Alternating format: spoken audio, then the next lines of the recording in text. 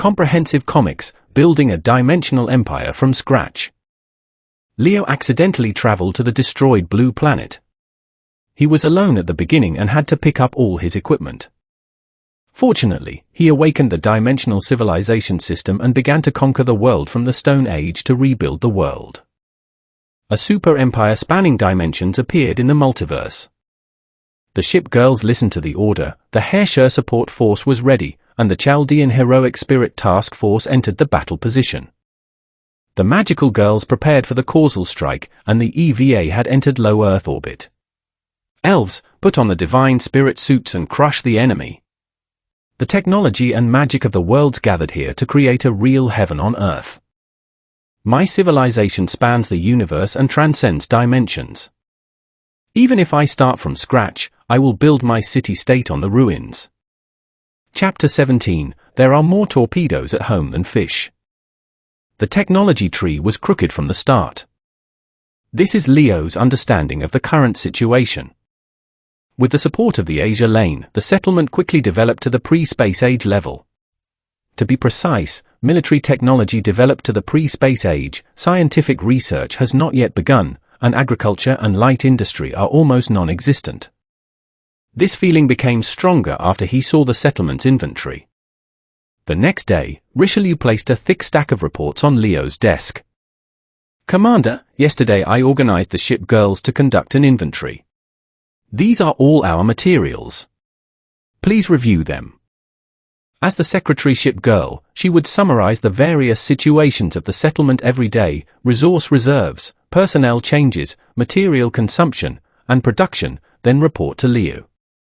The handwriting on it was clear and elegant, and the various indicators were neatly arranged.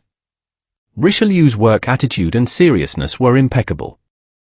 Thank you for your hard work. Leo opened the report. As the commander, he has the obligation to grasp the reserves and consumption of various resources, and then plan the subsequent development route.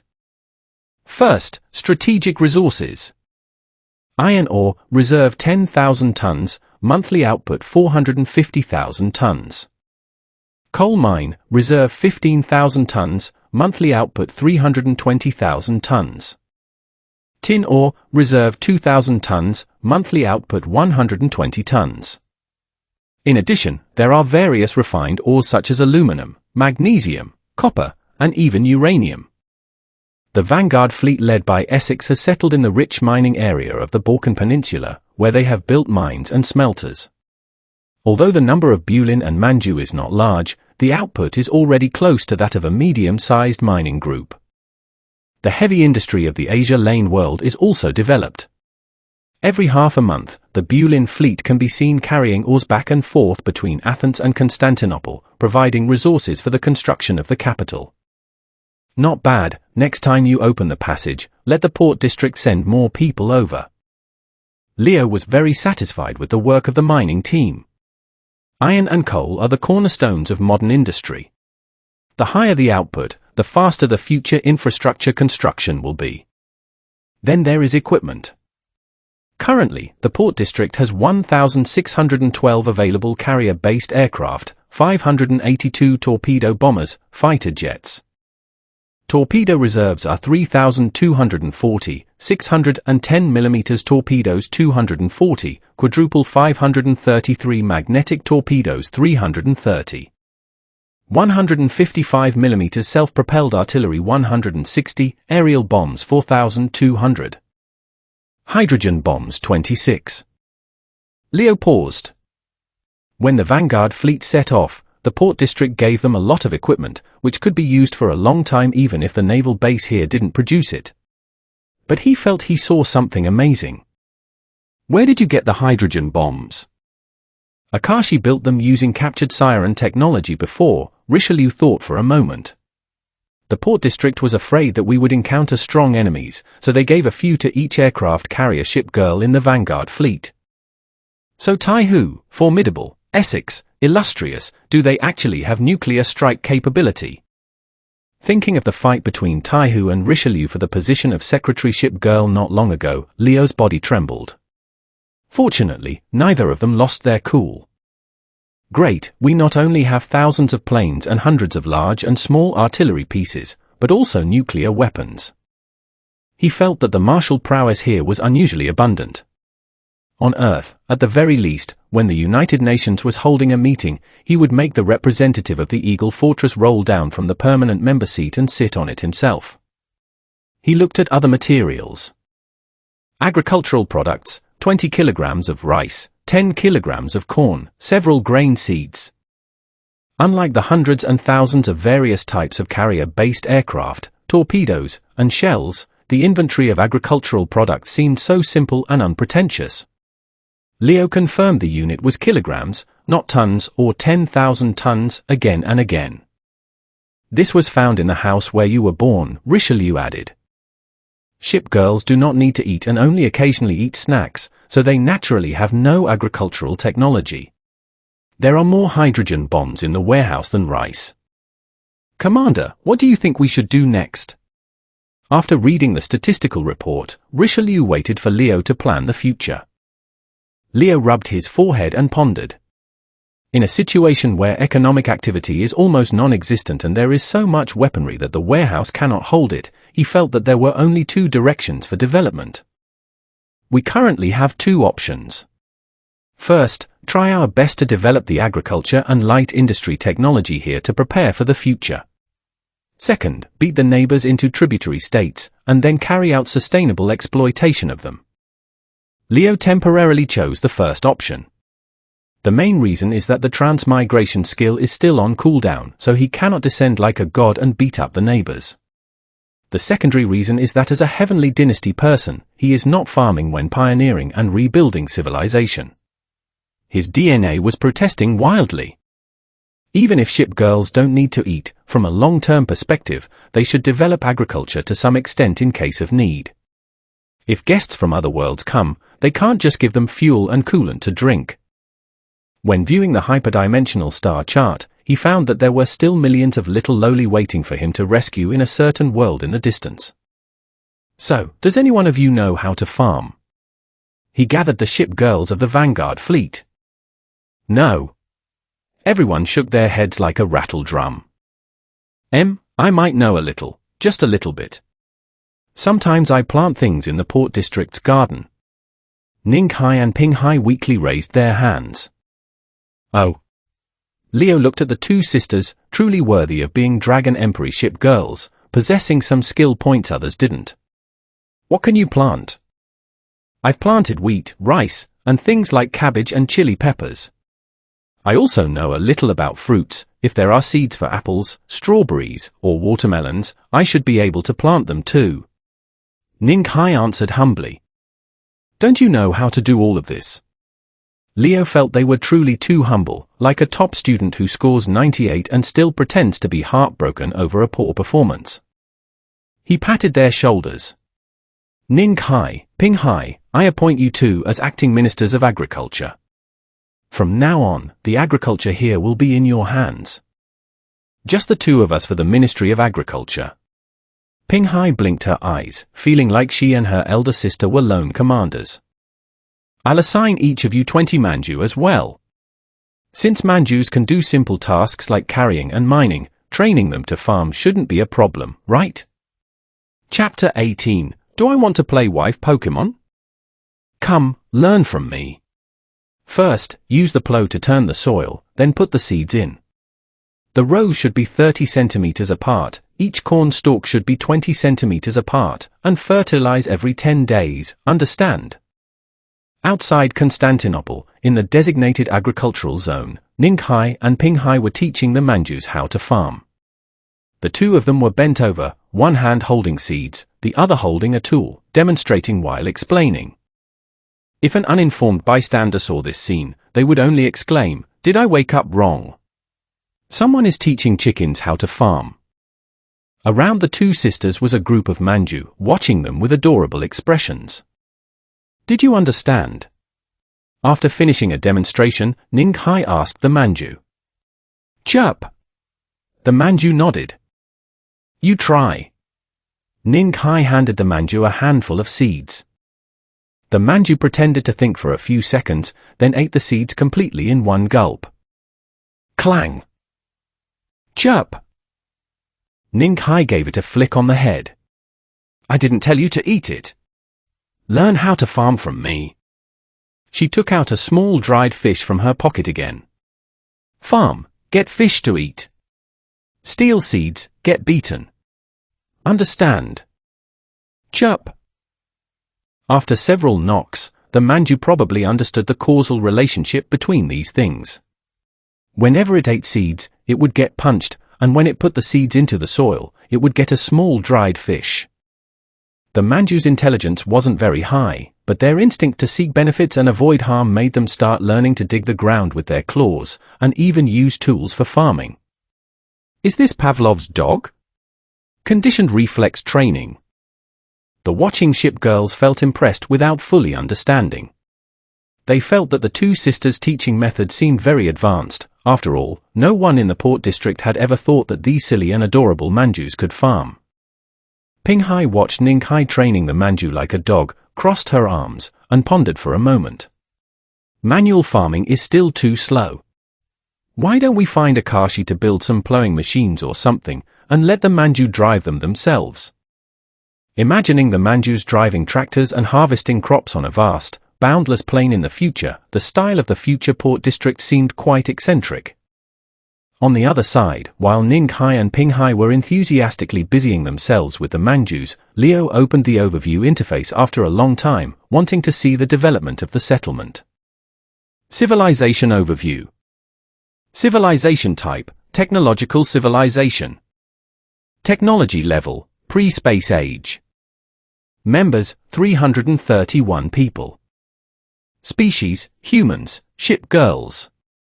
Area of rule, 5,220 square kilometers. From the time he was thrown here until now, less than 2 months have passed, and they have already sprinted into the pre-space age, or rather, the magic age.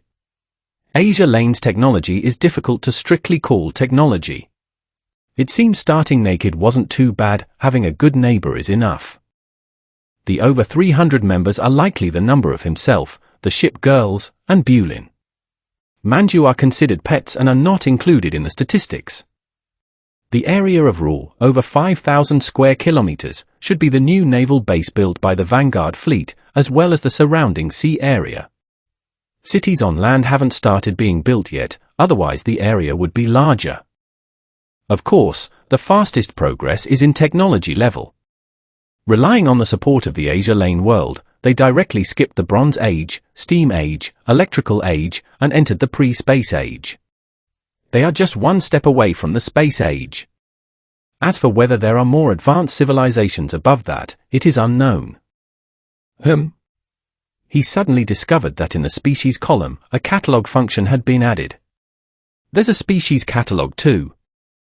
Leo was a bit curious. He clicked on the ship girl's catalog. As your ship girl. A species born from the wisdom cube between AI and magic creatures. Possessing marine adaptability, skilled in naval combat, most belong to the lawful good alignment, and can effectively utilize various equipment from the technology side. Interesting. The catalog was like giving himself a hint, making it convenient to understand the characteristics of other species. Ship girls like to stay on the sea, and at the same time, most of their combat power comes from their rigging. Replacing it with more advanced weapons can increase their strength. They are creatures from the technology side. Lawful good, well, that's also easy to understand. Ship girls are basically very simple. Even a few from Sakura Empire and Iron Blood like Akagi, Taihu, and Rune are just a bit bad-tempered, not evil. Are there other creatures? Leo discovered that many other entries in the catalogue were grayed out, not yet collected. Elf, Heroic Spirit, Valkyrie, Herrscher, Magic Girl, Cat Girl, Dragon Girl, Kivoto Superman. There are quite a few species in this catalogue of yours. Collect a certain number of species to unlock special rewards. Host, please do your best to develop the civilization, increase the empire's area of rule, and enrich species diversity. The system's cheerful voice sounded. Is this like wife Pokemon? Wait a minute. Looking at the statistics panel, Leo suddenly remembered something: the initial quest. Recruit 20 people and establish a civilization. The settlement is there, and the people are there too. There are at least a few hundred people here. Even removing Bulin and Manju, the Vanguard fleet has 30 ship girls. Why wasn't the quest completed? Ship girls don't count? Then this quest can't be done. Hey? Hello? Is there a bug in the settlement? He immediately spoke up to ask. Confirmed. The mechanical voice sounded. Quest Objective 1, recruit 20 companions in the settlement, completed. Quest Objective 2, establish a civilization, not completed. What does that mean? Leo had a bewildered expression. Your settlement currently lacks distinctiveness compared to other civilizations. Host, please upgrade the colony into a formal civilization. Chapter 19, Amnesty, Changing Era Name. The system's answer puzzled Leo for a long time. What does it mean to upgrade into a formal civilization? Not enough people? Not strong enough? That can't be it. He glanced at the hyperdimensional star chart. After the Vanguard fleet arrived in this world, when he looked at the strength comparison with the Demon Slayer world, the opponent's military strength had become as humble as ants. Earth people from the Steam Age and pre-Space Age can't fight ship girls at all. They are all civilizations, so why aren't I one? Since it's not due to military, technological, or economic reasons, we can only analyze it from a more abstract perspective. Let's see what we lack compared to other civilizations or countries. Industrial and agricultural systems? That's not it. Religion? That's even less relevant. Some technological civilizations don't believe in gods at all. Political system? Administrative system? That makes some sense, but not entirely. He noticed that on the map, the name of his world was simply residence. Elements that constitute a civilization. Leo thought hard in his mind about the differences between himself and other worlds. Economy, military, culture, politics. Name. Suddenly, a flash of inspiration struck him. Everyone, gather. I have something important to discuss. Half an hour later, at the naval base office, all 30 ship girls of the Vanguard fleet were gathered there, looking at Leo in front of the conference table, whispering among themselves. Who? Why the sudden gathering? I don't know. The commander said there's something very important he needs our opinion on. Is the commander going to oath someone? Which pest? Tai-Hu, be normal. Some destroyer and submarine ship girls even had a net bag of sea fish in their hands. Presumably they were just fishing by the shore and were dragged over. Is everyone here? Leo cleared his throat, and everyone quieted down. Commander, is something wrong? Richelieu held a Bible in her hand, her delicate brows slightly furrowed, and asked. We are going to establish a nation. Determine the national name, military flag, military uniforms, and hold a founding ceremony, Leo said concisely. The ship girls were stunned and speechless for a long time. What does that mean? Essex asked. These are essential things for a formal civilization. When we fight in other worlds in the future, we must have a resounding name and a flag that represents us, Leo replied. Because his attention was completely focused on the construction of the capital before, he overlooked this simplest matter. Since it's a civilization, it must have a name and a symbol to represent itself. Then, Commander, wouldn't it be better for you to decide? After all, this is your world. Formidable thought for a moment and said. No, thanks to you, this place could be built. You are all founding elders, so feel free to share any ideas, Leo smiled. The ship girls let out exclamations of surprise. Founding elders? Yes, they were the first companions who rebuilt civilization on Earth with the commander. Although there weren't many of them, their significance was extraordinary. Everyone was very happy to be praised like this and quickly started brainstorming. The port district is called Azure Lane. How about we choose a similar name, like Azure Lane? Or Azure Mirage? Yukikaze was the first to raise her hand. That's too weird, let me change it. The other ship girls shook their heads. We need to obtain a lot of knowledge and technology from other worlds to deal with the siren, so how about the knowledge keepers? Ning-Hai raised her hand next. No, that name is also a bit strange, Leo refused. This Earth, for us, is the first territory we landed on in another world, which has special significance. How about a Holy Land Guardians? Formidable added. Let's change it again. The commander can observe the movement of the multiverse in high-dimensional space. How about the mysterious observer? Are you going to say a military isolationists and ancient caretakers next? You're in the wrong show. Leo rubbed his forehead. Yatsen folded her arms across her chest and thought for a moment. The vast universe is as boundless as the star sea, and we are going to establish a trans-dimensional civilization within it, while also building cooperative relationships with many civilizations. Coincidentally, our port district is also an alliance relationship, so how about Star Sea Alliance? That's it. Leo and the other ship girls' eyes lit up, and they immediately made the decision. As expected of Yatsen, gentle, elegant, and learned. This name is resounding enough and has enough gravitas. From now on, we are the Star Sea Alliance. This year is the first year of the Star Sea Alliance, and today every year from now on will be the National Day of the Star Sea Alliance. A general amnesty, change of era name, and a date will be chosen to hold the founding ceremony. Chapter 20, Can Asia Billows and Green Clouds be military uniforms? After the national name was determined, the design of the political system, flag, uniforms, and other aspects also began one after another. There wasn't much to say about the administrative system. Leo commanded the ship girls commanded the Bulin, and the Bulin commanded the Manju. Currently, there aren't many people, and everyone can gather with a shout, so there's no need to design a complicated administrative structure. Therefore, the focus was on the flag and uniforms. In the Asia Lane world, each faction had its own naval flag, mostly in blue and white colors. Leo referenced the flag of the Human Federation in Stellaris and designed an eagle flag with alternating red and gold colors. In the center of the bright red flag was a sharp-edged, soaring eagle. Compared to the original naval flag, it appeared more majestic and aggressive. Additionally, considering the ship girls wore a variety of clothing, from short kyongsams and kimonos to casual wear, it seemed a bit informal when they were on expeditions. Therefore, a set of military uniforms needed to be designed. Unified clothing was more conducive to unity and far more recognizable in foreign wars.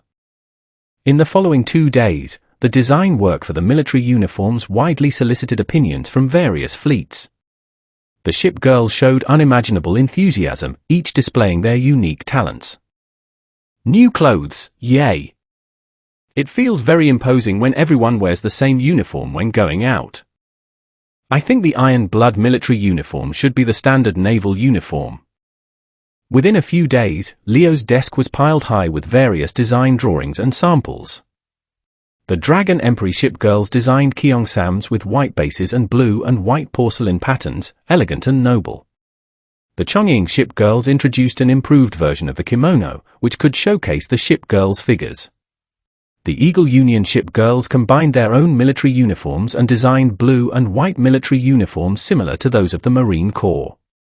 In addition, there were uniforms designed by other ship girls from the Royal Navy, Iris Libra, Iron Blood, and other factions, incorporating their national styles. Everyone's designs are good. Commander, which one do you think is suitable for our uniform? In the office, Richelieu picked up the Cheongsam designed by Yatsen and examined it for a moment. Why don't you try it on? Let me use it as a reference, Leo smiled.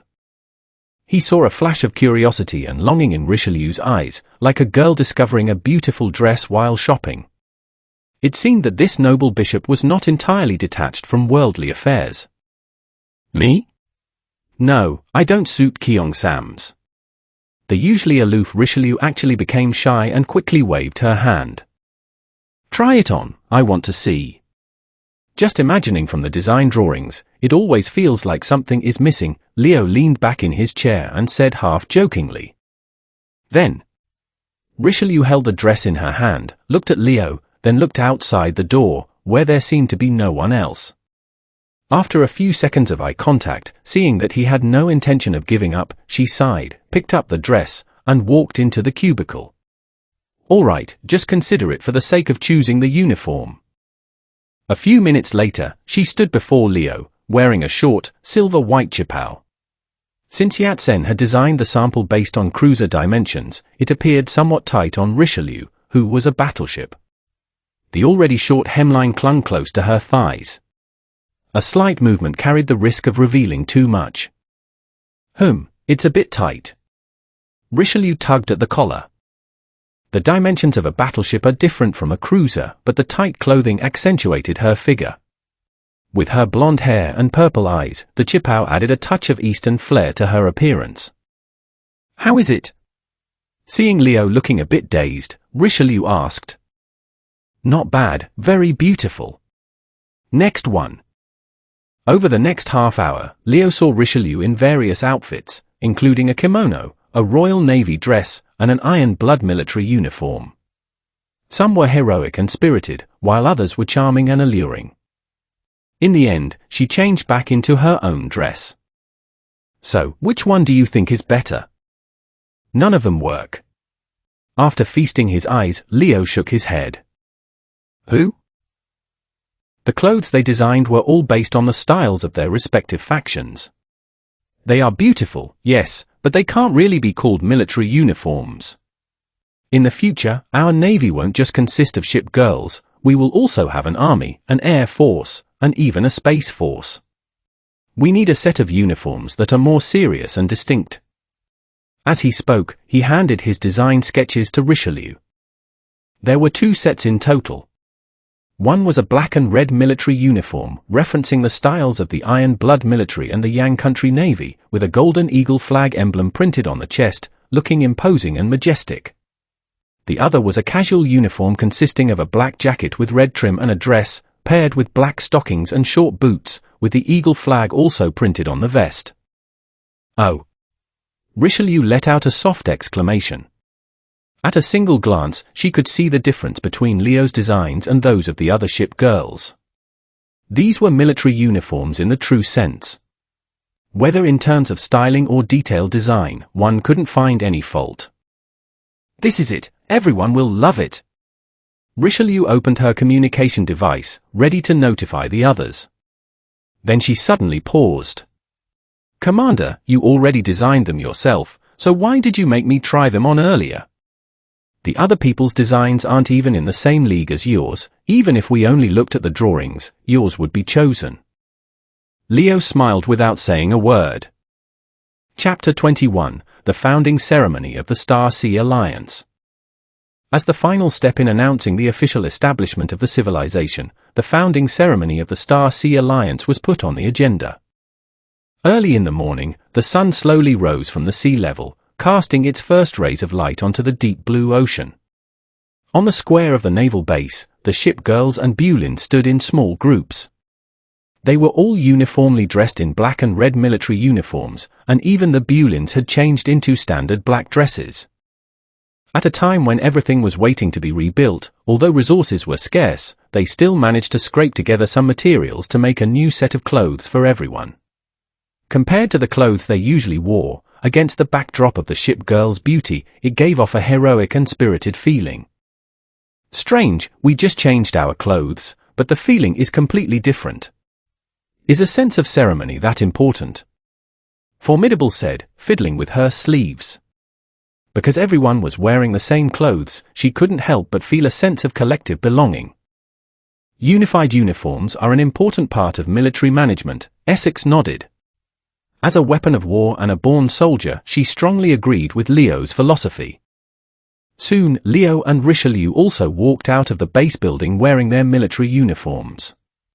He wore a crisp black and red military uniform, looking like a true general. Compared to a few days ago, his temperament had a bit more firmness and decisiveness. The morning sun shone on Leo, and the ship girls were momentarily stunned. This is our commander. They stood in neat formations, no longer whispering to each other. The founding ceremony of the Star Sea Alliance, which was also the first flag-raising ceremony in this world, began. Play the music. At the command, stirring and majestic military music played across the square. Accompanied by the music, the eagle flag with a golden emblem on a red background slowly rose up the flagpole under the illumination of the morning sun, waving at the highest point of the naval base. The Star Sea Alliance is officially established today, Leo spoke. Although there were only a few hundred people in the audience, including the Bulins, it was small in terms of the scale of a civilization. But this was a good start, and a necessary ceremony. From now on, this place would no longer be a settlement or a colony, it would stand as a civilization to compete with other civilizations in the multiverse. We will start from Earth, leave the sea, head towards the stars, and plant the eagle flag in every world of the multiverse. We will cooperate with friendly worlds, seek common development, and crush all enemies that stand in our way. Let our friends admire us, our enemies fear us, and build a super civilization that spans the universe. Leo declared his ambition and plans to everyone. The ship girls were stirred with excitement. Formidable, Belfast, and others marveled at Leo's spirit and leadership. Taiho's eyes even turned into hearts. Commander, I really didn't misjudge you. I will surely offer victory to you with my own hands. No matter which world it is, as long as you want it, Taihu will offer it to you. Thank you, I look forward to your performance, Leo nodded to Taihu on the stage. This Sakura Empire aircraft carrier was so excited she was about to faint. Richelieu and Illustrious couldn't help but look sideways. Moving forward without hesitation, possessing great ambitions, as weapons of war, this was exactly the kind of commander they needed. I feel like we will experience many different sceneries in the future, the two flagships whispered to each other. After the ceremony ended, Leo returned to the naval base office. At the beginning of the founding, there were countless problems to solve. The ship girls also changed into their casual clothes one after another, each attending to their own tasks. Uniforms were only worn during expeditions and important ceremonies, daily attire was still determined by personal preference. Very impressive momentum, Commander, Richelieu had also changed into her casual clothes, saying this while gathering her long golden hair. I feel like I am no longer just an Azure ship girl, but a member of the Star Sea Alliance. How can that be? That's your home, you still have to go back to fight the Siren later, Leo laughed. But we can discuss it later, it would be good to incorporate the port area into the alliance. TSK, the heart is never satisfied, Richelieu chided lightly. Why don't you suggest pulling the Siren in as well? That's not impossible. Leo felt that if the Siren had intelligence, could communicate, and were reasonable, they might actually join the group. What's the point of fighting ship girls back and forth on one planet? It's better to go to other worlds and fight together. Chapter 22, I Want. 2. Pilot. A Gundam. Shortly after establishing the Star Sea Alliance, the system prompt sounded as expected. Initial task completed, distributing rewards. Drawing technology tree. A sudden slideshow of images flashed before his eyes. Leo hoped he could draw a technology tree with a higher ceiling, whether it was a technological or magic one. Congratulations, host, you have obtained the technology tree, Mobile Suit Gundam. Please do your best to improve your research level and lead your civilization into the interstellar era as soon as possible. What? Gundam? He originally thought he would draw technologies like Stellaris, the Hunkai system, or the Type Moon system, which would allow him to quickly enter the space age. This reward was a bit unexpected. This technology tree includes all Mobile Suit Gundam series content. By gradually researching, you can master all the technology and basic scientific knowledge of the Gundam world. A large pile of blueprints and design books fell into his storage space. Leo casually took out one, which was an encyclopedia nearly half his height. Opening it, the first page had a rough mech printed on it. Mass production model, Zaku MS-05. Prerequisite technology, none. A combat mobile suit made of steel alloy. As it is a mass-produced model, its combat power is not outstanding, but its cost is low. Weapon system, 105mm machine gun X2, 280mm rocket launcher X1, Heat Hawk X1. Weight, 72.5 tons. Thrust, 47,000 kilograms. In addition to the various specifications and brief introduction, it also included blueprints, research and construction steps, and corresponding basic theoretical knowledge. Leo wasn't a physicist, but he could see that the information was very detailed. He took out another book. Mass Production Model, Zaku 2. Prerequisite Technology, Zaku MS-05. An improved version of the 05 Zaku. The main weapon has been replaced with a large caliber machine gun, increasing destructive power and mobility. In addition to the mass-produced Zaku, there were various hero-level mechs, Barbatos, Unicorn, Strike Freedom, and Turner Gundam. Each one is a famous model in the series. Although after fusing with the Wisdom Cube, Lig gained physical abilities comparable to a ship girl, without rigging, he always felt like he was missing something. Now this problem was solved. A real man should pilot a Gundam. Commander? Richelieu saw him in a daze and curiously approached. What are you looking at? Call Akashi over, Leo said word by word. I want to pilot a Gundam. 10 minutes later, Akashi was dragged into the office. Commander, when are we going to other worlds to sell boxes? Put aside the matter of painting boxes for now. I have a question for you. Leo pulled Akashi closer and took out a design book. Can you understand this Zaku design blueprint? Akashi scratched her head. This is all the big robot? There's also a pilot seat inside? A combat machine controlled by humans. As a repair ship girl, she had some foundation in engineering. Akashi could at least figure out the essence of the design. The weapon system is relatively simple. The 105mm machine gun and rocket launcher can be made at the naval base's arsenal, and the steel alloy material isn't too complex. The thrusters seem a bit troublesome. Aircraft engines aren't powerful enough, so we might need to use the power systems of an aircraft carrier or battleship. After looking for a while, Akashi nodded. It should be possible. What about more advanced models? Leo took out the upgraded version, the RX-0 Unicorn.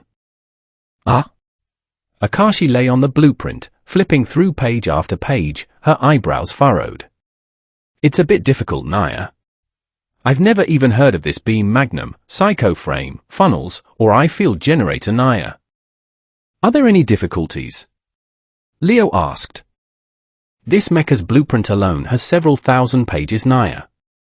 It will take me a long time to understand, and it requires a lot of refined ore. Our inventory might not be enough. So that means it's possible? Very good, Leo patted Akashi's head.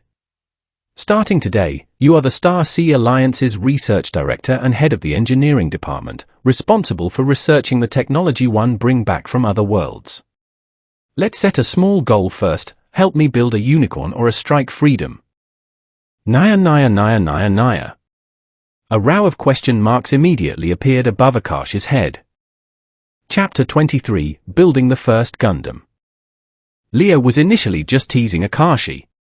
He didn't expect to conjure a Gundam out of thin air overnight. To build a Gundam, a series of basic technologies must first be resolved.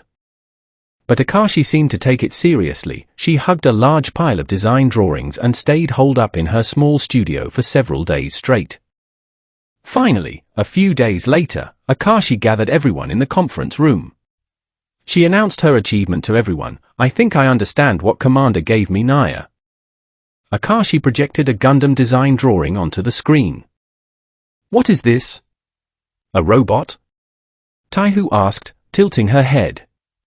This is technology from another world, Naya, Akashi introduced.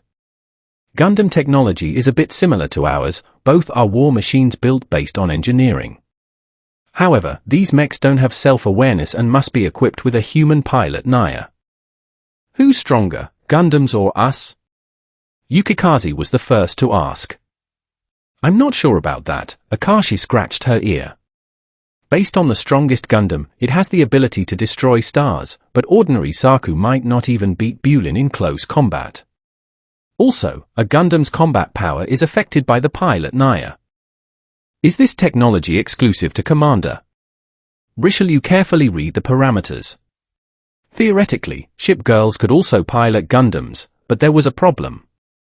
General combat mechs do not exceed 100 tons, while ship girls weigh thousands or even tens of thousands of tons when their gear is materialized.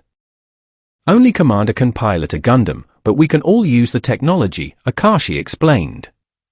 Things like shield technology, particle cannons, and thrusters can be modified and installed on our ship gear Naya. Wow, can we fly out of the atmosphere in the future? Several ship girls exclaimed. Formidable, I think with your weight, the Gundam's thrusters might not be able to push you Naya, Akashi interrupted. What's wrong with my weight? Is it my fault that I'm big? Formidable was immediately displeased. Leo coughed, and everyone quieted down. Akashi, copy the technologies related to beam shields, beam sabers, and particle cannons that can be used on ship gear. Send them to the main port district later and let them experiment. We will pool our resources here and try to build one Gundam. Okay Naya, Akashi nodded. Then, Commander, what model of Gundam do you want Naya? We should be able to build mass-produced models easily. For special types like Unicorn, Strike Gundam, or Aegis Gundam, it will take more time and resources. Do you want a fire support type, a close combat type, or a defense-oriented type Naya? Leo pondered for a moment, resting his chin on his hand. Can you build me a Gundam with remote firepower comparable to a battleship, capable of cutting down a Siren Arbiter in close combat and with mobility exceeding a jet? Akashi was stunned. Commander, are you trying to mess with me Naya? Chapter 24 Siren, what's that noise? Asia Lane World, Port District. As the space-time channel opened again, the Star Sea Alliance began to fulfill the trade and scientific research agreement signed by both parties. As compensation for the Vanguard fleet's assistance in building the world, Earth would regularly provide the port district with corresponding resources such as metal and oil. Essex, along with dozens of Bulin, landed at the port loaded with minerals. Of course, they also brought some technical data copied by Akashi. So much stuff. Even to Enterprise, a wealthy Eagle Union aircraft carrier, the resources sent by Leo were incredibly generous. It was roughly equivalent to half a year's consumption for the port district under normal circumstances. We have further expanded the mining area located in the Balkan Peninsula. The resources on Earth are very abundant, Yukikaze answered proudly, hands on her hips, while directing the Bulin to move the goods. Especially now that no one is competing with us, all the oil and rare metals in the world are ours. We can have as much as we want. No matter how large the port district was, or how many resources it had in stock, it could not compare to an entire Earth. The Asia Lane world is an ocean planet, and developing seabed resources is particularly difficult, often facing blockades from the Siren. The resource output of Earth, however, completely depended on the mining speed of Bulin and Manju. With a few hundred people in total, they could drink oil like water and throw ore around without using it all up. Wow!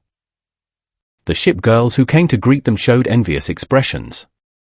They had originally thought that the Vanguard fleet went to another world to pioneer.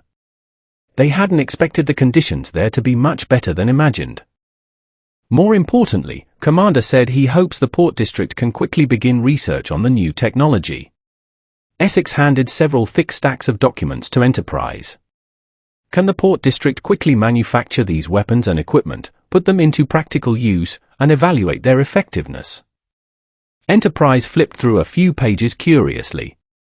The information provided by Leo and Akashi mainly consisted of several novel weapons and equipment from the Gundam world, such as plasma cannons, beam sabers, handheld energy shields, and thrusters. None of the ship girls in the port district had ever seen these things. Plasma cannons are one thing, but what is this beam saber? A melee weapon? Do we need to research it? And what is a psycho frame? Letting the human body control the mech using thought. Don't we have the wisdom cube and ship gear? Several ship girls responsible for research were dumbfounded. Ayanami uses a ship-slaying blade, doesn't she? After you make the beam saber, you can let Ayanami try out its effect, Essex coaxed them patiently. Whether it's useful or not, there's no harm in trying every technology. If there's something powerful, we'll profit, won't we? All right, we will experiment with all the technologies one by one. Please convey my thanks to Commander. Enterprise finally nodded and agreed. A few days later, deep sea. This is the deep ocean far from the port district, and it is also the Siren's domain. Thousands of oddly shaped, red and black-hulled unmanned battleships cruised on the sea surface, emitting black mist. Siren battleships were also classified by tonnage into destroyers, cruisers, battleships, and aircraft carriers. However, above the mass-produced warships, each area had high-level Siren responsible for managing the subordinate fleets. In the center of the Siren fleet sat a Siren ship girl with white hair, yellow eyes, a long ponytail, and wearing a sailor uniform, sitting on a shark-shaped ship gear, Purifier. So bored, Purifier was lying on her rigging, basking in the sun. Unlike ship girls, low-level mass-produced Siren ships have no minds. She drifted alone in the vast sea area, with very few people to talk to. Normally, she could only bully the ship girls in the port district for fun. Unfortunately, as the battle entered a stalemate, neither side could do anything to the other, and they often just stared at each other from hundreds of nautical miles away. She became even more bored. Suddenly, the scouting fleet ahead issued an alarm, warning, Asia Lane fleet detected 177 nautical miles ahead. Total of 55 people, approaching us at a speed of 30 knots. Purifier's spirits instantly lifted. Hiding in the port district, I might be wary of you, but you dare to come out looking for trouble. Did that group of ship girls take the wrong medicine? She immediately commanded her fleet to prepare for the enemy. With 55 ship girls, it was a considerably large fleet in terms of scale and should not be underestimated. 124 nautical miles. 87 nautical miles. 55 nautical miles. On the horizon, the girls rushing through the waves could already be vaguely seen. Aircraft carriers, prepare. Purifier's order was halfway through when she suddenly froze, her outstretched hand stopping in mid-air. She noticed that the ship girls on the opposite side were a little different from what she had seen before. Specifically, their equipment was different. Leading the charge was the Eagle Union flagship, the strongest aircraft carrier Enterprise. She had not materialized her rigging at all, holding a deep red glowing lightsaber about 2 meters long in her left hand and a light blue energy shield in her right. She charged towards the Siren fleet aggressively. The fleet following behind was pretty much the same, each holding strange beam swords. What is this stuff? Where is your rigging? Purifier was completely stunned. She had fought against ship girls for several years and had never seen the other side use this kind of tactic or weapon. It felt like a group of sword and shield soldiers was charging at her on the sea surface. Charge! Enterprise loudly instructed the other ship girls. Everyone, be careful, this is for testing new weapons, don't get bogged down in battle. Understood. Clang, clang, clang, clang. The ship girls rushed into the Siren fleet with their lightsabers and started slashing wildly. They chopped up the small destroyers and frigates, and the armor of the aircraft carrier and battleship classes also sustained considerable damage. Then, just as the Siren fleet formed up and prepared to counterattack, Enterprise commanded, retreat. With that order, the destroyer ship girls deployed smoke screens, and everyone immediately withdrew in an orderly fashion. In the blink of an eye, they vanished over the horizon, leaving behind a chaotic battlefield. While retreating, several ship girls were still pulling out notebooks and recording. First experiment, MAX-200 type beam sword, medium manufacturing difficulty, low resource consumption. can effectively penetrate the defenses of sirens below cruiser class, but cannot cut through battleships and high-level sirens. Ayanami says it's not as good as her ship's slaying blade. Suggest finding a way to increase power. Purifier sat on the sea surface, looking at the ship girls who came and went like the wind, her face filled with confusion. What are they doing? Are they using me for experiments? Chapter 25, I'm going to trick this fool into the port district. You scared me. Next time I will definitely catch you and train you 800 times. After the ship girls retreated, Purifier was stunned on the sea for a long time before reacting. The damage they caused was not actually significant. The main forces, the battleships and aircraft carriers, didn't take much damage at all. As for the chopped-up destroyers and frigates, the sirens had as many as they wanted, they could just create more later. It was just the humiliation factor that was strong. A few destroyers with lightsabers slashed at her with a flurry of attacks. Although they didn't leave even a scratch, it made her very uncomfortable. Fine, maybe they were cooped up in the port district for too long and wanted to come out and stretch their legs, Purifier thought for a moment and comforted herself. Considering there was no significant loss, she was too lazy to pursue them. The next day. Alarm! Alarm! Purifier, who was sunbathing, was woken up by the alarm again. Asia Lane Fleet detected 162 nautical miles southwest, a total of 22 people, approaching us at a speed of 36 knots. Again? Purifier jolted and hurriedly led her fleet to meet the enemy. But this time, she noticed that the ship girls on the opposite side didn't have shields or lightsabers. They looked no different from usual. The only difference was that there seemed to be a device like a thruster mounted on the bottom of their rigging. Activate thrusters! Enterprise ordered again. Boom! The ship girls ascended into the air like they had rocket packs on their backs, propelled by the thrusters. In the air dozens of meters high, they deployed their rigging and unleashed fire from their cannons from above. A few heavier aircraft carrier and battleship ship girls, due to their materialized rigging being too large and the thrusters not powerful enough, fell into the sea with a splash and had to be rescued by their companions. Oh dear, I should have known not to use the 460mm cannons, this stuff is too heavy. A certain large fox muttered while wringing the water out of her tail. Purifier was completely stunned. Performance art. She had only seen planes fly, this was the first time she had seen ship girls fly. Before the siren fleet could organize a counterattack, the ship girls retreated again and left with a flourish. Second experiment, optical pulse propulsion system, can achieve liftoff in a short time, but cannot materialize too much rigging, otherwise it will be too heavy and fall into the sea.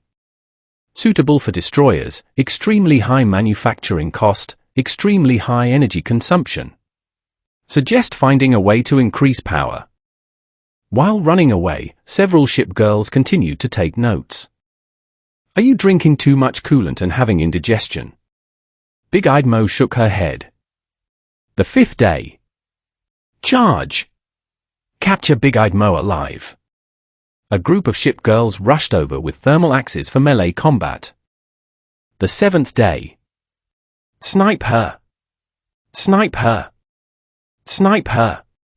A group of destroyers, armed with half-human-sized beam rifles, took potshots at her from several kilometers away. Beams of various colors hit her face. Although they couldn't penetrate her defense, they were as annoying as disco lights. While fighting, those ship girls were still recording. Fourth experiment, Magnum beam rifle, damage is not as good as ship cannons, cannot penetrate sirens, doesn't feel powerful. Suggest switching to large caliber weapons. 1 week, 10 days, half a month. Back and forth, Purifier even got used to this group of ship girls coming to pick a fight every now and then. They held strange and exotic weapons in their hands. Sometimes they could sink a few small ships, sometimes they couldn't even break the defense of a frigate. She simply lay flat. Go ahead and make trouble. Anyway, you can't hurt me, and I have as many destroyers and frigates as I want. She couldn't catch the ship girls either. Watching what new tricks the port district came up with became a great source of amusement for Purifier. Whenever the figures of ship girls appeared on the horizon, she would look forward with anticipation to see what new things this group of people had come up with. After round of engagements, a strange tacit understanding had even formed between the two sides. The ship girls wouldn't fight too fiercely, and Purifier had no intention of pursuing or retaliating. A few days later. "I say, do we really not need to teach them a lesson?" a humanoid siren floating nearby asked. "What does it matter? Anyway, we can't break into the port district, so it doesn't matter if they mess around." Purifier continued to lie sprawled on her ship gear, playing in the water. "Their new equipment is quite interesting. Although it's a bit weak, it's really fun. Look, here they come again." Following the direction of her finger, a ship girl team arrived in the waters under Purifier's jurisdiction in the distance. "Let me see what you've come up with this time." Big-eyed Mo put her hands on her hips and swam to the front of the fleet. The ship girls looked at each other, finding it strange. This siren didn't seem as ferocious as the previous ones. She could even speak. "Just attack, those little gadgets are useless against me anyway. If I'm in a good mood, maybe I'll let you off." Purifier looked at Enterprise with a smug expression. During this time, she had gained a basic understanding of the new weapons the ship girls were using. Although those things were novel, their power wasn't strong, and few of them could match the firepower of a battleship. They couldn't even penetrate the armor of a high-level siren. "Hey!" Several ship girls behind Enterprise awkwardly lifted out something resembling a ship gun. It was about 5 meters long with a caliber around 300 millimeters, much shorter and thicker than a normal battleship gun, and connected to a power supply device at the back. "Don't you have ship gear? Why did you bring a gun by carrying it?" Big-eyed Mo asked curiously. "We don't know if it's easy to use, so we didn't put it on the hull. This is an experimental model," the ship girls answered truthfully. "Oh, then go ahead." Purifier spread her hands, indicating the ship girls could do as they pleased. She had full confidence in her armor. "She seems quite easy to talk to. Is it really okay to test this thing on her?" Several destroyer little lollis whispered to each other. "High-level sirens have strong vitality, it's fine," Prince of Wales said nonchalantly. "Excuse us." "Fire." ZZZ. A ball of golden light gathered in the gun turret. "Energy weapon? You've made progress, haven't you?" Big-eyed Mo didn't feel scared at all, her face full of curiosity. Boom! The huge recoil made the ship girls controlling the turret somersault, nearly falling into the sea. A torrent of red golden energy gushed out from the turret, directly piercing through the two siren battleships blocking the front. Their thick armor was like nothing in front of the high-energy ray. Then, it directly hit Purifier, who was still watching the show. Oh. The huge impact directly sent Big-eyed Mo and her ship gear flying into the sky, turning into a shooting star and disappearing on the other side of the sea horizon. Several ship girls squinted, watching Purifier streak across the sky, and saluted. Then they took out their notebooks. 16th experiment, MGX 2235 blazing phase beam cannon, can penetrate siren battleship defenses and effectively strike high-level sirens. Excellent power. Huge energy consumption, huge recoil. Suitable for modification into a battleship main gun. Note, the high-level siren in this area seems not very smart. Maybe we can trick her into coming to the port district in the future. Chapter 26. We unlocked world missions. Earth. The construction of the residential area is progressing steadily. The manufacturing of Gundam is solely the responsibility of Akashi. Regarding what weapons should be installed on the Gundam, there is a simple evaluation standard. A weapon that can damage sirens is a good weapon. A weapon that can send a high-level siren flying is a good weapon among good weapons. Anything that can't even cut down a cruiser has no practical value.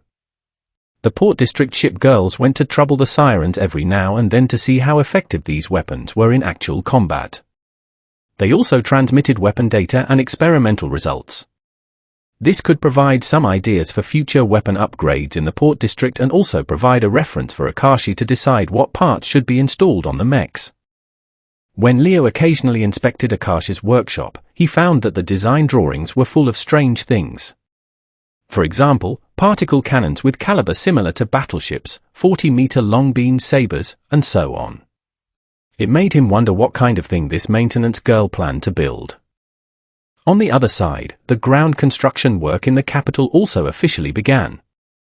The ground was covered with markings made of white and yellow paint, neatly dividing the industrial, agricultural, and residential areas. Bulin and Manju were starting from the industrial area, building the city little by little. Reconnaissance planes also buzzed overhead from time to time. Those were aircraft carrier ship girls using their carrier-based aircraft to assist with the ground construction's positioning work. Bulin 0326, your line is crooked. That's the city's main road. Building it crooked will kill people with OCD. Formidable shouted to the distant Bulin through a megaphone, looking like a foreman on a construction site. The Bulin who was called out was startled and immediately began to correct the route. Building a city from scratch is so troublesome. But then again, why am I doing this kind of foreman work? Formidable muttered to herself as she continued to inspect. From high altitude, the entire city has begun to take shape. The central urban area imitates the rectangular structure of Chang'an City, symmetrically distributed along the central axis, covering an area of over 50,000 square kilometers. However, since resources are not yet fully in place, most buildings only have a framework built and have not yet been filled in. Anyway, the ship girls all live in the port, so there's no rush for the time being. In the agricultural area on the outskirts of the city, Manju was plowing the land with a special tractor. With the efforts of the Ninghai and Pinghai sisters, they finally learned simple farming techniques. This barely raised the Star Sea Alliance's agricultural level to the industrial age. Further away, one could also see the reserved airport and starship landing base. It made one wonder what a magnificent capital it would be when it was truly completed. One day, naval base, top floor office. After finishing his daily work, Leo lay on his chair, projecting the hyperdimensional star chart in front of him, observing his neighbors. When he had nothing to do, he liked to gaze at a patch of star sea on the map. This gave him a feeling of being among the stars of the universe. Unfortunately, he had not yet developed to the space age and could not see real stars. It was still those 5 worlds, 3 technological civilizations, 2 magic civilizations. Should I contact other worlds? Thinking that the cooldown for his spatial channel skill would be ready soon, Leo pondered. Establishing physical communication with a world was the only meaningful communication. Otherwise, like arguing with Musen through a holographic screen back then, it was meaningless. Hunkai? Type Moon? By the way, is Gudako over there? Wait, is the Hunkai universe pre-space age? Then it should be in the second civilization period. While he was thinking, he suddenly noticed an exclamation mark above the Demon Slayer world and Data Live world. What is this? He reached out and tapped it. Host has completed the initial mission, unlocking the multiverse world mission function. The system prompt sounded. Certain worlds will periodically refresh world missions. Completing world missions can earn special technologies or magic from that world as a reward. Who? World missions. It reminded him of playing certain games where every NPC on the map had a question mark or exclamation mark above their heads. Just walking around the main city could dump 800 missions on you. Fortunately, his neighbors weren't too many now, so there wasn't a screen full of question marks. Looking on the bright side, this world mission was more user-friendly. You could accept it if you wanted, or ignore it if you didn't. It was better than some systems that would just throw people into unfamiliar worlds, not let them go home if they didn't complete the mission, and often increase the difficulty. He first looked at the mission for the Data Live world. Resolve the threat of the Spirit of Origin. Cannot be solved at all. It's hard to say who will solve whom by going there now. He clicked on the Demon Slayer task again. World Task, Demon Slayer. Task Objectives. Eliminate the 12 demon moons. Completely resolve the threat of demons. Task Rewards. Sun and Moon Breathing Techniques. Blood Demon Art, Kibutsuji Musen. Frankly speaking, Leo wasn't very interested in the various breathing techniques and blood demon art of the Demon Slayer world. The upper limit of abilities in this world was not very high to begin with. Strengthening the body? Can a mortal body compare to his physique, which is comparable to a ship girl's after swallowing the wisdom cube? Combat power? Are you kidding? Gundams are about to be built, he could stand there and let them slash him, and they couldn't break his defense. Blood demon art is a little useful, but not much. He doesn't want to become a demon, and there will definitely be better skills in other worlds later. At most, the task rewards can be kept as a collection. When there are more people in the settlement later, anyone who wants to practice can take them. Leo was thinking about something else. He was a bit short on resources. Whether building Gundams or cities, the consumption was frighteningly large. The construction of agriculture and light industry was also practically non-existent. Just right. The overall combat power of the Demon Slayer world is not strong, but its production capacity is decent. It's suitable to be a tributary state. This is also a good opportunity to take the ship girls to visit other worlds and broaden their horizons. With a snap of his fingers, he called Richelieu, "Everyone, assemble. Prepare for the expedition." Chapter 27. We have abundant physical means to exorcise demons. Half an hour later, all the ship girls in the entire base gathered, and there were even a few Bulin observing. This will be the first true contact with another world. Previously, since Leo was the only one on Earth, the Vanguard fleet, apart from Leo, had not actually met people from other worlds in earnest, not to mention a place with a unique worldview and supernatural beings like demons. So, let me briefly introduce this world. Leo coughed. He used relatively concise language to introduce the worldview of Demon Slayer. It was nothing more than during the Taisho era, due to an accident, the progenitor of demons, Kibutsuji Musen, was born, and the story of entanglement with the Demon Slayer Corps for many years. The specific plot wasn't explained in too much detail. Anyway, after he took a group of ship girls over, the original plot would definitely collapse directly.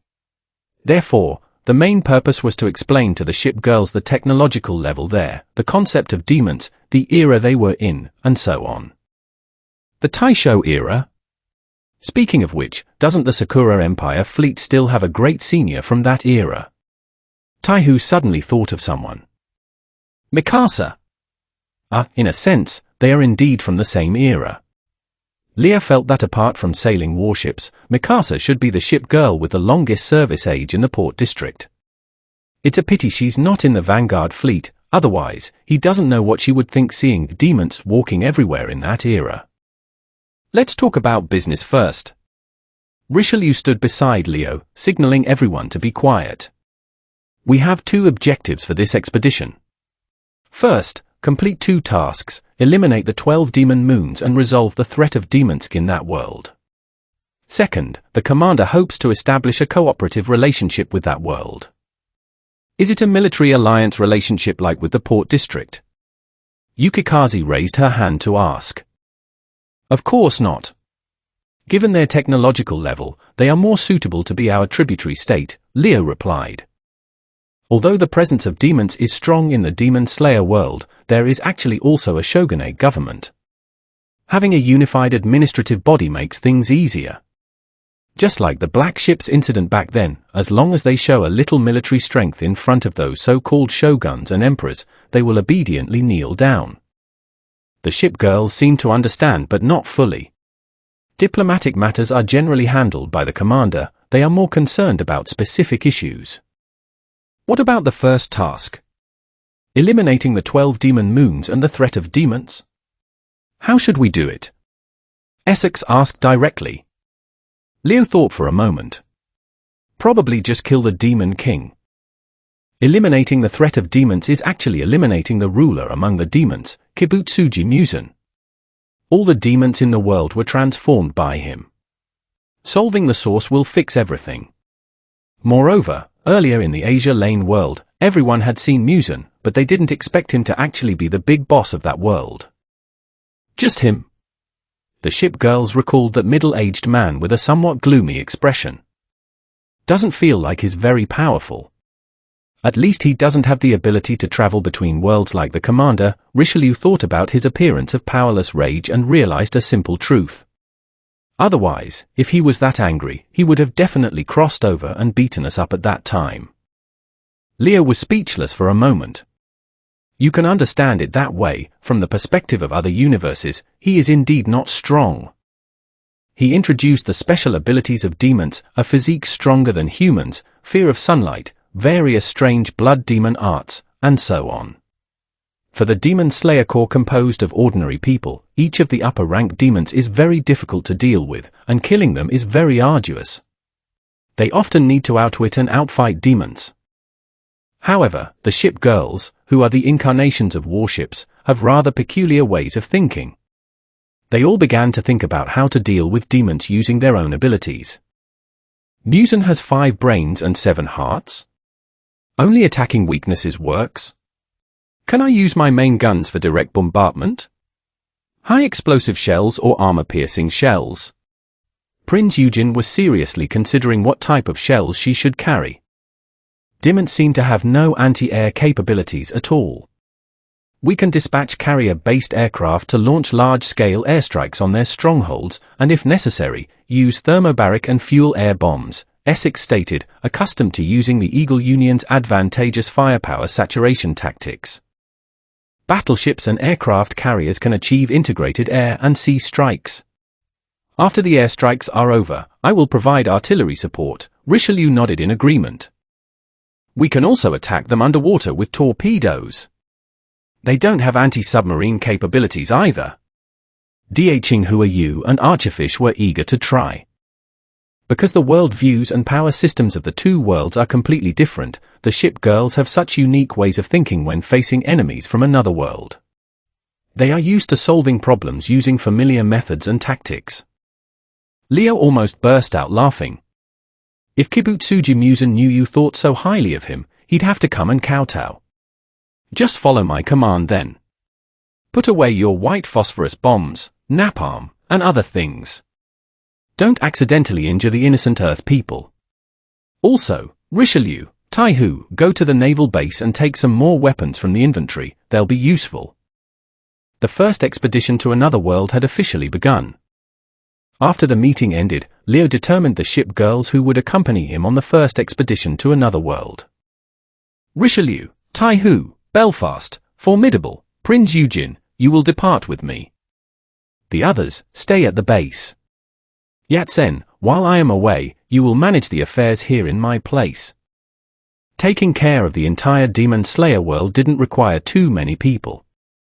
The construction of Constantinople had just begun and needed some ship girls to assist. Understood. Wishing you all the best. Yatsen agreed. She still had that calm and unhurried demeanor, which was very suitable for managing the base. Hey, so few spots? Why aren't you taking me? I also want to see other worlds. The ship girls who were not selected looked disappointed. The Vanguard fleet had 30 people. Excluding Akashi, who was busy building Gundams, there were still over 20 ship girls who would be bored staying on Earth. What's the rush? After completing the task, I will open the space-time channel again. I want to establish a long-term, stable relationship between these two worlds. You can go shopping later when you have nothing to do. Leo chuckled. Yay! Everyone cheered together. Put on your military uniforms, bring our flag, and prepare to depart. Leo clapped his hands. Let's give those Earthlings a little taste of technological shock. 2 days later. Leo and the 5 ship girls, dressed in black and red standard military uniforms, stood on the square of the naval base. Once again, they felt a sense of responsibility and pride. At this moment, they were part of the Star Sea Alliance, representing the port district, and the commanders will to embark on an expedition to another world. I will personally dedicate this world to you. Whether it's the Demon King or anyone else, whoever stands in the commander's way, I will crush them.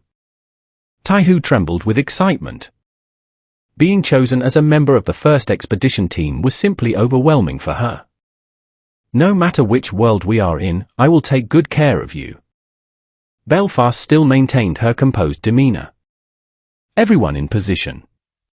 Leo motioned for everyone to settle down, opened the star map, and selected the Demon Slayer world. Demon Slayer, Steam Age. A world set against the backdrop of an island country in the Taisho era. The technological level is in the mid-Steam Age, with a certain scale of application for steam engines and firearms. There exists a supernatural power called demons, who possess combat power exceeding that of humans, but their weaknesses are also obvious. Comparison of strength. Technological level, as humble as ants. Military strength, as humble as ants. Economic strength, like gods. Compared to the first time they met, the strength comparison between the two worlds had undergone a significant change. The military and technological capabilities brought by Asia Lane completely overwhelmed the Demon Slayer world. Of course, there was no need to discuss the economic issue. The technology tree here was entirely focused on the military industry, with agriculture and light industry being close to zero, not even comparable to the Earthlings of the Steam Age. Although they could build Gundams, no one really knew how to farm. This kind of neighbor would easily get beaten in Stellaris. He clicked on the crossing function, focusing his attention on his hand. Open the space-time channel, Star Sea Alliance Demon Slayer World. The space before them twisted, and a colorful channel tore through space-time, slowly opening. Follow me. With a wave of his hand, he led the 5 people into the channel. Commander, I wish you triumphant success. The ship girls remaining in the square waved goodbye to them. The sensation of weightlessness and dizziness lasted for 10 minutes. After another bizarre scene before their eyes, the group of 6 stood on the ground again. What came into view was a desolate and dilapidated small village. With sloping roofs and wooden materials, the architecture was distinctly Japanese style. Is this the Demon Slayer world? It feels so backward. The accompanying ship girls rubbed their heads, looking around for a moment. It was deep night now, and the surroundings were silent. The buildings on both sides of the street were dark and oppressive, with no sign of human light. Coupled with a faint mist, it actually felt like a horror movie. There seems to be a hint of blood in the air. Belfast sniffed, frowning. Ship girl's perception was more sensitive than ordinary humans.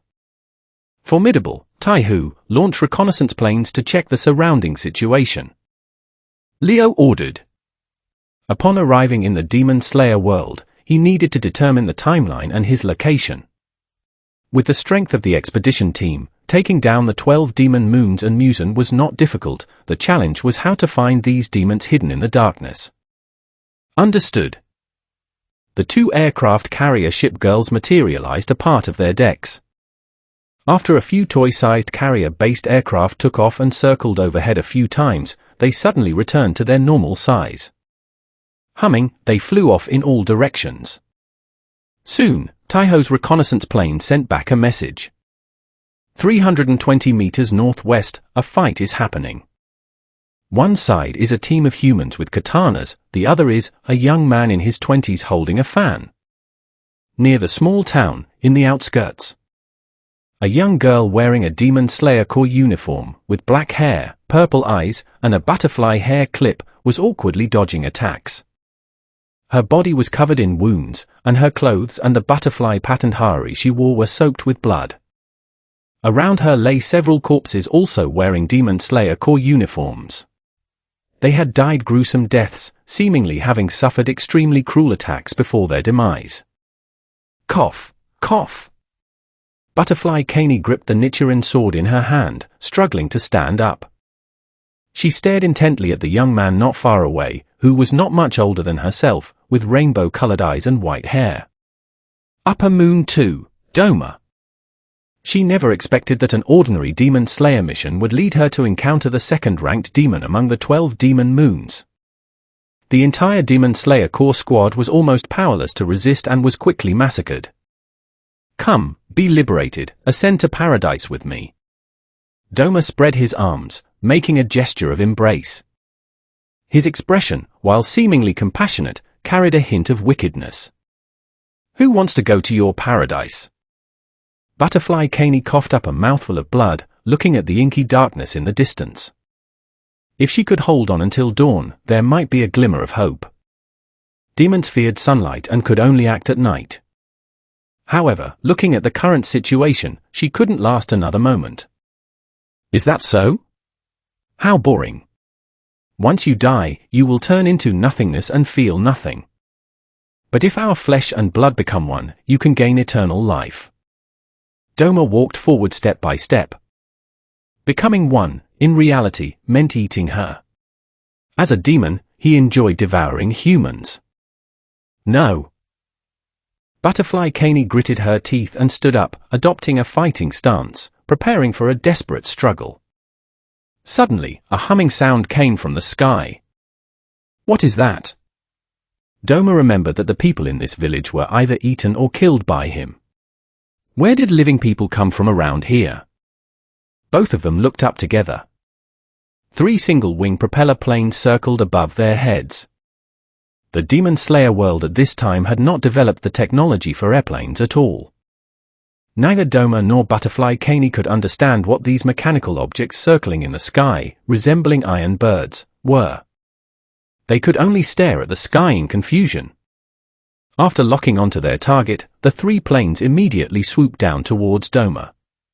The machine guns on the reconnaissance plane sprayed at him, and the large-caliber bullets shattered the surrounding wooden houses. Incidentally, they kicked up a cloud of dust on the ground. Doma never expected that after fighting the Demon Slayer Corps on the ground for so many years, he would one day be subjected to an aerial attack. Seeing a ghost, well, he was a ghost to begin with. "What is this?" Butterfly Caney sat on the ground, looking at the planes in the sky in confusion. "Prototype carrier-based aircraft BF-109G, Leo replied. She was startled, only then realizing that several people had appeared beside her at some point.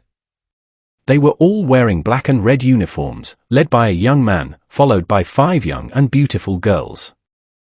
"They're so beautiful." Butterfly Caney stared blankly for a moment, then shook her head. "May I ask who you are?" "Demon Slayer Corps?" "No, Shogunate." From their matching uniforms, Caney guessed that Leo and his group belonged to some organization. If not the Demon Slayer Corps, it could only be the Shogunate. Neither. Leo helped Caney up. He looked at her and the surrounding environment.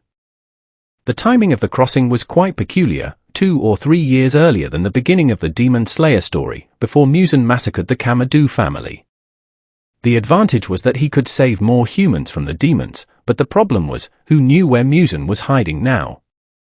On the other side, after the smoke and dust cleared, Doma slowly crawled up from the ground. He straightened his head and mechanically moved his limbs. He glared at Leo and his group. Although he had been hit head-on by the aircraft machine guns just now, leaving him in a sorry state, demons ultimately had recovery and physical abilities far surpassing humans. "Go to hell," Doma said softly.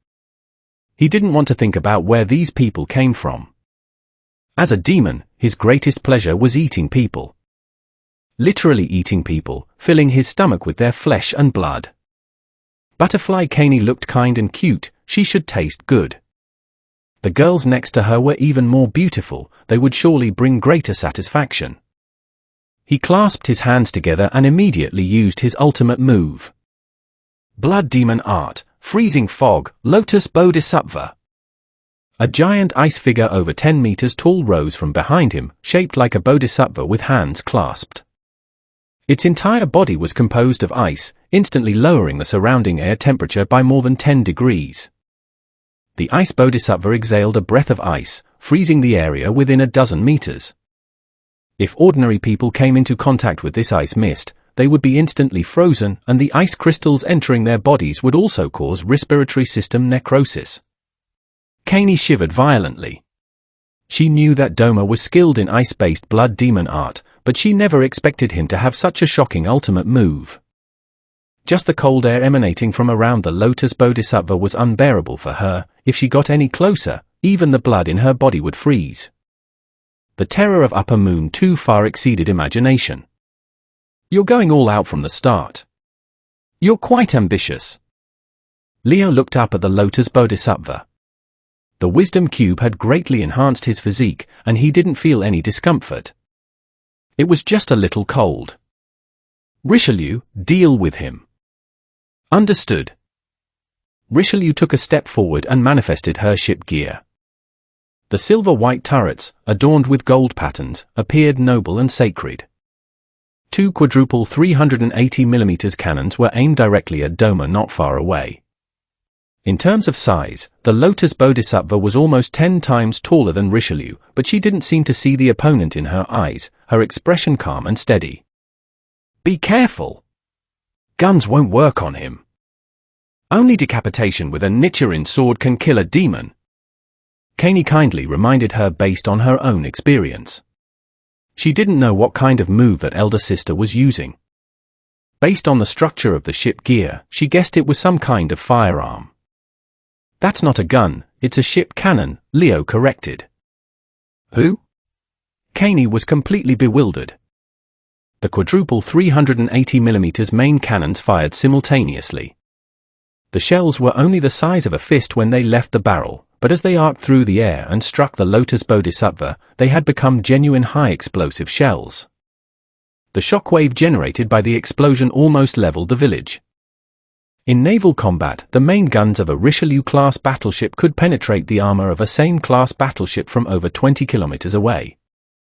The explosive charge of a high-explosive shell was over 70 kilograms, enough to destroy all ground fortifications. Under the enhancement of the Wisdom Cube, the power was even greater. The defense of the Lotus Bodhisattva summoned by Doma was clearly no match for a warship. At the moment of the first explosion, the Ice Bodhisattva was blown to pieces. Doma didn't even have time to react before being engulfed by the 1,000-degree hot air wave. A scream came from a distance. The high-temperature airflow formed a fire tornado on the spot, rising upwards and almost illuminating half the night sky. It gradually dissipated after more than 10 minutes. Only a large pit over 10 meters deep remained on the ground. Caney felt in a trance. She had never seen anything so exaggerated. Is this magic? Or a weapon? Is this human technology? The mighty Upper Moon too, who had just summoned such a large Lotus Bodhisattva, was instantly killed. Where's Doma?" she asked cautiously. "In the sky, on the ground, he should be everywhere," Leo looked around and answered casually. When she returned to the Demon Slayer core base with Leo and the others, Caney was in a state of bewildered daze. On one hand, she was saddened by the loss of her teammates, and on the other hand, she was still immersed in the shock brought by Richelieu's ship cannon salvo. She couldn't understand what kind of power this was, and even if Leo explained it to her, she wouldn't understand. "Elder sister." Seeing Caney, a girl with black-purple hair, also wearing a butterfly hair ornament, rushed over. "Shinobu Kocho." At this time, she was still a straightforward, somewhat competitive little girl. "Where are the other companions?" "We encountered Upper Moon too, Doma." "They all?" Caney's voice became low. "I see." Shinobu Kocho understood. The Demon Slayer Corps had a very high casualty rate, sacrifice was commonplace. From the moment they picked up their Nichiren swords, they had already come to terms with this. "Wait, you encountered Upper Moon too. But you came back alive. Does that mean?" Another team member's eyes widened as he looked at Leo and the others behind Caney. "Who are these people?" "Hello," Leo greeted the members of the Demon Slayer Corps. "We are from another world, here to physically eradicate the 12 demon moons and Kibutsuji Musen." About half an hour later, all the high-ranking members of the Demon Slayer Corps arrived. They received Leo and the ship girls as VIPs. The reason was simple. According to the general assessment standards of the Demon Slayer Corps, one could become a pillar, the highest-ranking cadre, by killing 50 ordinary demons or defeating one of the 12 demon moons. Leo and his group had instantly killed Upper Moon too. It was like gods descending to the mortal realm. Although some team members were initially wary of the strangers, after hearing Butterfly Kaney's account and with her guarantee, their doubts quickly disappeared.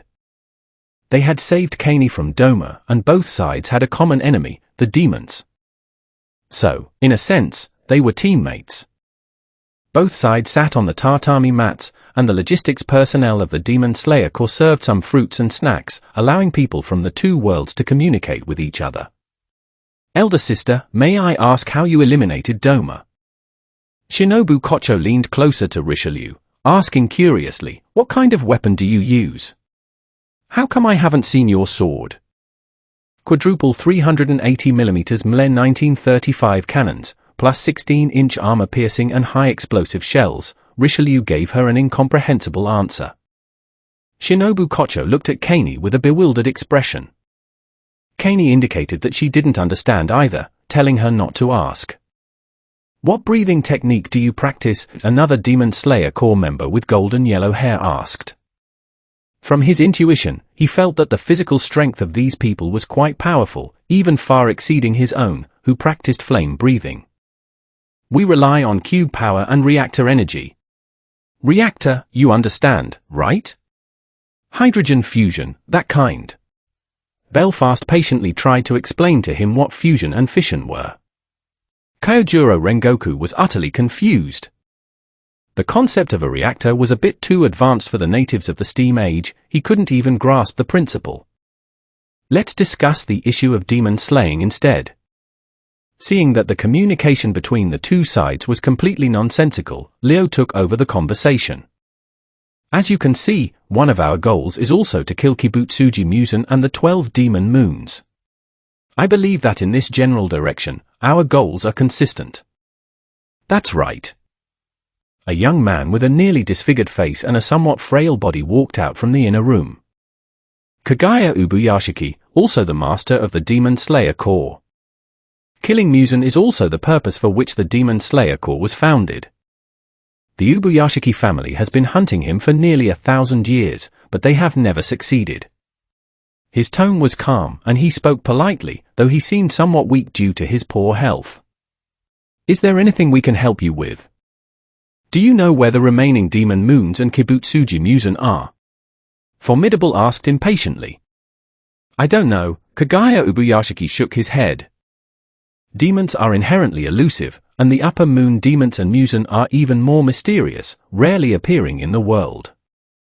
Even if they occasionally appear, they often catch the Demon Slayer Corps off guard, causing us heavy losses. It was just as Leo had thought.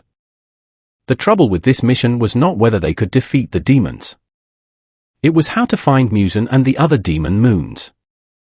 The area of the island nation was not large, but if Musen was determined to hide, finding him would truly not be easy.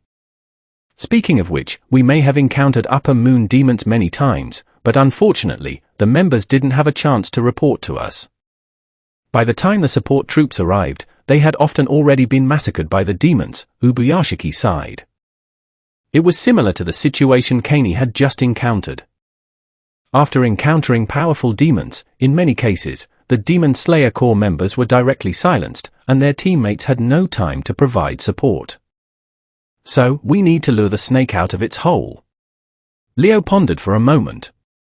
With so many demons scattered throughout the country, catching them one by one is troublesome. It would be great if we could gather them all together. Perhaps we need to find a way to lure Musen and the remaining 12 demon moons out for a decisive battle with us. Ah. The other Demon Slayer Corps members were utterly astonished. Usually, encountering even one demon moon was enough to give them a hard time, yet this person wanted to gather all the demons together. Mr. Leo, Kibutsuji Musen is very powerful, even Mr. Yorichi Tsugikuni couldn't completely eliminate him. Don't underestimate him. Besides sun breathing and the sun, there might be nothing in this world that can kill him, Kagaya Ubuyashiki kindly reminded him. Only the sun can kill Musen? That theory of yours is a bit novel, but we can also achieve it, Leo laughed. What is the essence of the sun? A huge fireball formed by the continuous fusion of hydrogen and helium elements. Sunlight is just light that includes ultraviolet rays and thermal radiation. Even if Musen truly has astonishing vitality and only sunlight can kill him, we can still use technological means to create a small artificial sun to send him and other demons to heaven. The others immediately held their breath. Demons feared the sun, and the man in front of them actually said he could create an artificial sun. What kind of immense power was this? With such technology, what were the 12 demon moons and Kibutsuji Musen but mere chickens and dogs?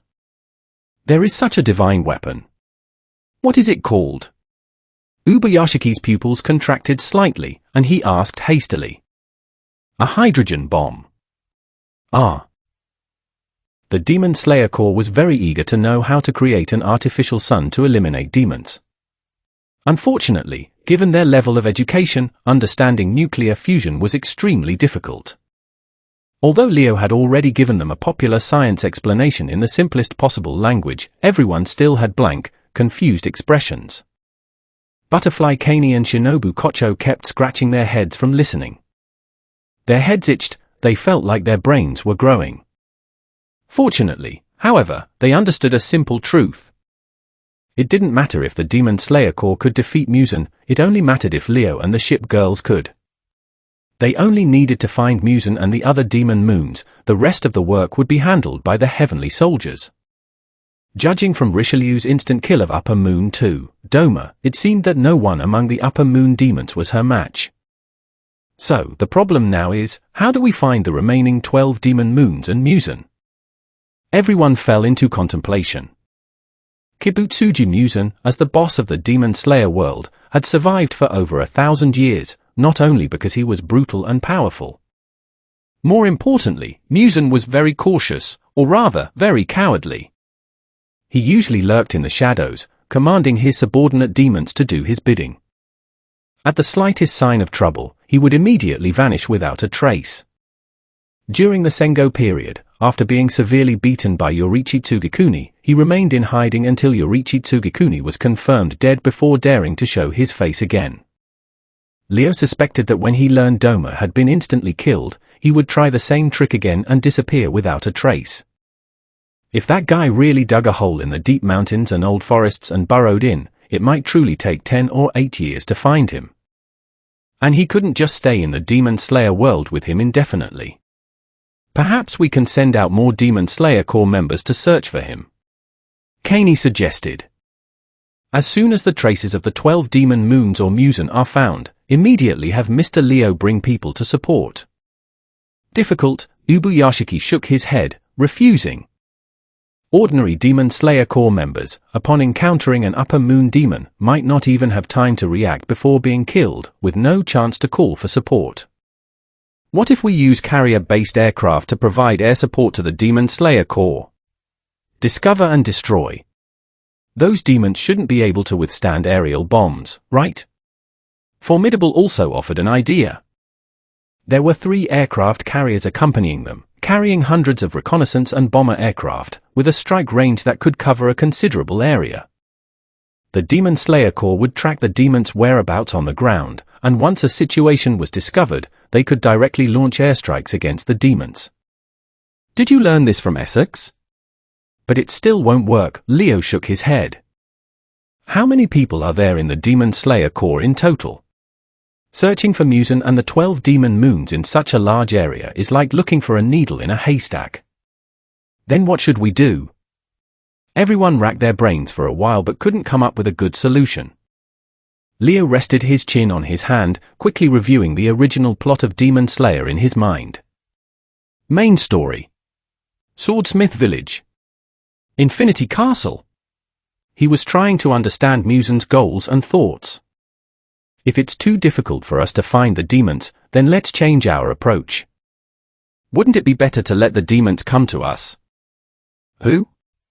The Demon Slayer Corps was stunned. Let the demons come to us? How do we do that? The Butterfly sisters blinked, leaning forward slightly. Do you know what Musen wants to do most? Leo held up 2 fingers.